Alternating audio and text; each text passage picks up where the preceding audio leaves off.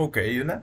Vamos começar essa pequena apresentação com esse slide, onde eu vou falar da evolução dos processadores x86. Bom, meu nome está aqui junto com a minha matrícula, né? Começando aqui. Bom, vamos falar da arquitetura x86, né?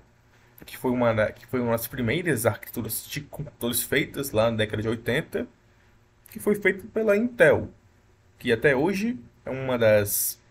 Não dá pra dizer que tem um monopólio de processadores, já que tem outras marcas muito famosas, mas por um tempo ela foi imperadora desse ramo.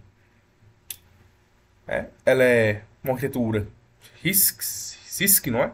Que é que tem várias instruções de uma vez, e foi a primeira utilizada em computadores de uso pessoal, como laptops, lá na terceira geração, se não me engano. Bom, um adendo importante é que todo esse slide foi feito com base no livro do Starlingads, o livro Arquitetura e Organização de Computadores. Bom, dando esse pequeno resumo, dá para começar falando dos processadores. Bom, aqui tem uma pequena lista de todos os processadores da Intel. Não são todos, eu também não falei de todos, apenas daqueles que eu julguei mais importantes, por assim dizer. Aqui tem o 80, 86, o 286, 386, 486, o Pentium Pro, o Pentium 2. Bom, aqui vai estar o Pentium 3, mas está com o Pentium 2, foi um erro de digitação, mas tudo bem. O Pentium 4, o Core 2. Bom, e faltou também a família do i7, mas está no final do slide. Beleza, né? Começando aqui com um que nem é exatamente da x86, que é o 80, que foi o primeiro microprocessador de propósito geral do mundo.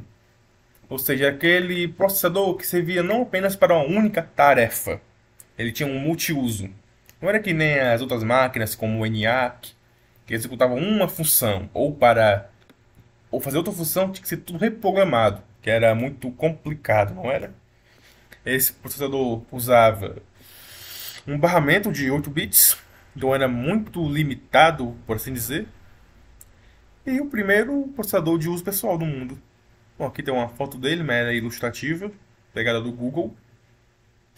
Enfim, aqui tem o x86, realmente. Não, o 86, que foi o primeiro processador que usou a arquitetura x86, que já foi uma evolução direta do 080, que já tinha um barramento de 6 bits, conseguia levar muito mais dados que o outro, e já tinha também os famosos registradores dentro da sua CPU, que auxiliava o processador a algumas funções, como contar programa, o MBR, o MAR, esses registradores aí, que vimos lá em arquitetura de computadores. Passando aqui, tem o 386, que também teve uma evolução em comparação calma lá. Pô, mano, o 86. Ok. Eu tenho o 86, ele já tinha um barramento de 16 bits, 32 bits. Podia descer já até 4 gigas de memória, que era muita coisa em comparação ao outro, que acho que não chegava a 2 gigas, era algo pouco assim. Porque isso aqui eu trouxe uma evolução já mais notável.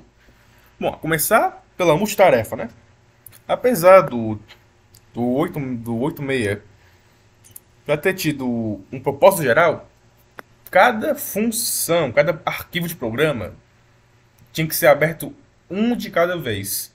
Não é que nem agora, onde eu posso abrir muitas abas, mexer em vários aplicativos, tipo esse aqui que eu uso para gravar, e o navegador usando para exibir o slide. Eu tinha que usar cada um separadamente. Isso que mudou no 386, que já possibilitava o modo multitarefas. Ele também trouxe já o modo protegido, que sendo curto e grosso, é uma espécie de modo kernel, só que não dá total permissão ao usuário, mas já permitia a ele mexer em outras coisas, como memória virtual, para otimizar alguns programas. Aqui tem o 486, né? Que teve uma evolução muito notável de um, como posso dizer, cara, algo muito importante na execução de programas, foi a memória cache. Se for simplificar o uso da cache, o que ela é? Ela armazena blocos da memória principal que o computador acha que serão acessados. E isso vai otimizar o tempo de ciclo do processador. E caso não esteja na memória cache, um bloco da memória principal é copiado e posto na cache. E fica nesse ciclo de cache hit, cache miss, cache hit, cache miss. Isso tem várias formas de implementar, direta, associativa e tal, que não fui falar aqui. Basicamente usa para implementar alguns programas, certo? Mas se você comparar, esse aqui trouxe coisas mais importantes, a meu ver. Embora a cache seja importante também, mas... Bom, vai ver o Pentium, né? Que o Pentium Intel que introduziu os processadores superescalares. Vamos falar sobre superescalar, não é? Eu diria que o superescalar seria uma evolução do pipeline. O que é pipeline? Vamos lá. Pipeline, se não me engano, foi introduzido em qual mesmo? Não sei se foi nesse aqui ou não foi nesse. Mas foi um desses.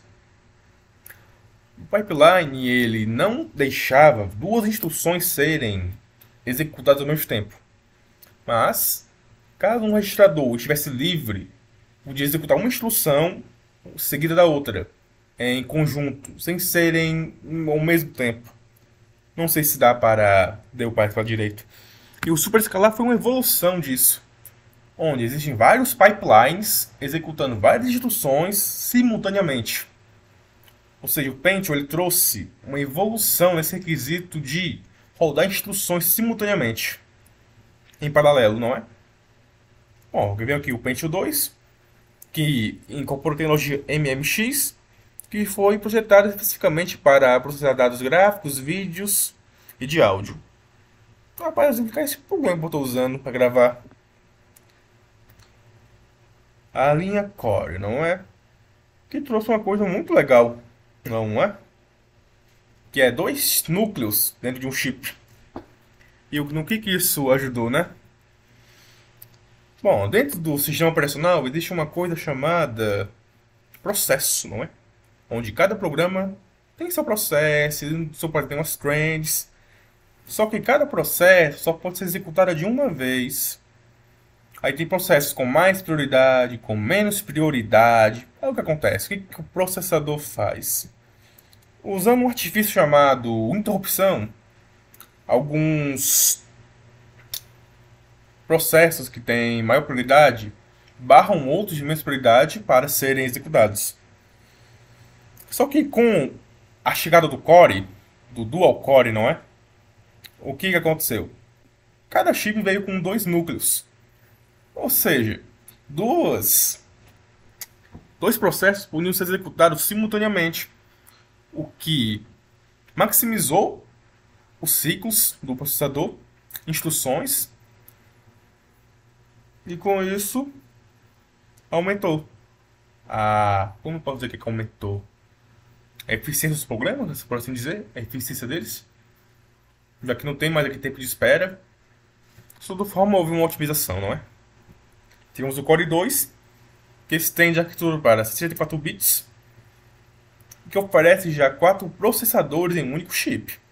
Ou seja, se no Core já haviam dois núcleos lógicos, no Core 2 isso aumentou muito mais. Assim, até 4 programas podendo executar ao mesmo tempo sem nenhum problema, sem nenhum ter que interromper o outro por algum recurso do processador. E veio a linha i7, que trouxe grandes inovações, como o controlador de memória integrado, introduziu o barramento QPI, incorporou mais níveis de cache, que foi a coisa que eu de dizer, não era? Que atualmente a cache tem 3 níveis, L1, L2 e L3, onde o L3 aqui está mais próxima da memória principal, enquanto a L1 é mais próximo do processador, não é? A L1 é a maior de todas. Não, é a menor de todas. Calma. A L3 que é a maior de todas. E basicamente isso ajuda, como eu falei, vai ter blocos da memória principal copiadas nela. E caso algo que o processador vá acessar esteja dentro da cache, aí não cache hit. e vai otimizar o processo. Mas o principal da linha i7 foi o Hyperthreading, não é? Vamos lá, Hyperthreading, o que é que ele faz?